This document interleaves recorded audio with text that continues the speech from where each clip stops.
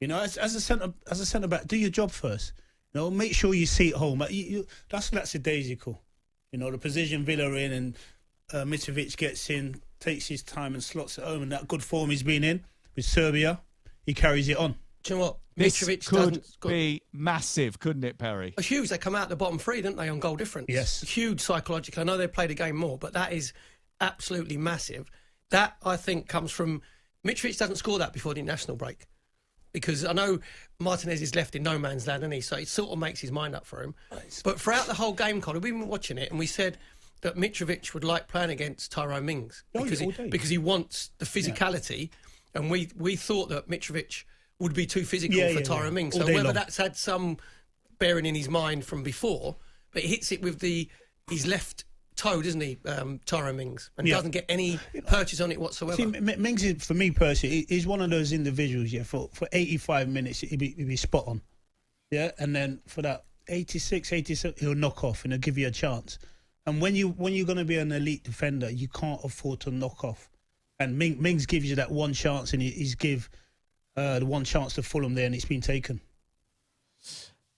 Alexander Mitrovic may well have just put Newcastle United, his former side, in the bottom three.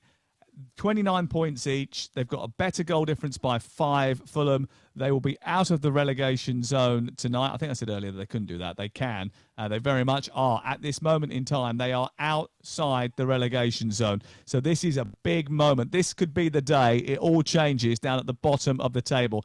Aston Villa 0, Fulham 1. It's a massive goal for Fulham and Mitrovic. It could change the course of the season. It's a big moment for Newcastle, riding high after getting back into the game late on against Tottenham Hotspur. But if they see Fulham win this game, that's going to be a massive sucker punch. Perry Groves. Very much so. Now, this is Fulham. They've had 4 clean sheets in the last 6 away games, Sam. And I said they were decent, and you said quite rightly, everybody's decent away from home now. But this, what we got left, 27 minutes. So it's whether they're going to obviously sit deeper because it's natural, you want to hold on to it, but they've still got to make sure they're a threat going forward. So as you said, we're just looking at the table there. That's huge. On momentum, that is huge, jumping out the bottom 3. So I think this is still looks like it's going to go down to the last game of the season. Yeah, it could well do. And when you're talking now, Aston Villa got to come out that little bit more, that touch more, and I think that's going to be ideal for Fulham to hit them on a counter-attack. Because Fulham on a counter-attack are decent. Loftus-Cheek in that position there, and that could cause Aston Villa a few more problems.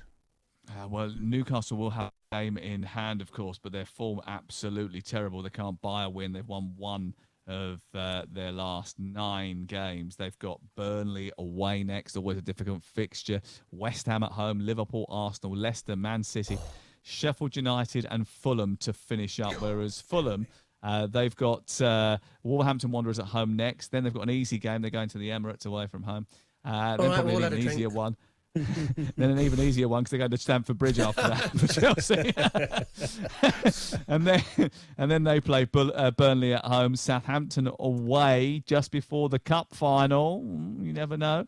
If Southampton do overcome Leicester City, although Leicester have something to say about that, Manchester United and then Newcastle, like you say, the likelihood of it going down to the final day of the season is certainly very high. Gentlemen, happy Easter to you. Thank you very much for spending your Easter Sunday with me. I will see you next week. I'm coming into the studio. Obviously, I'll be back down next week. The trains will be working again, and I'll be Colin, there you better get out of to his bring chair. you a packet. Yeah, I know. I'll be. You in my chair? He's in Big Boy's chair. I thought you sounded funny today. Yeah, I've got a Cuban as well, fella. Have you? I was going to say I'll bring you some Rolos, but obviously, clearly, you've moved up in the world since the last time I was there.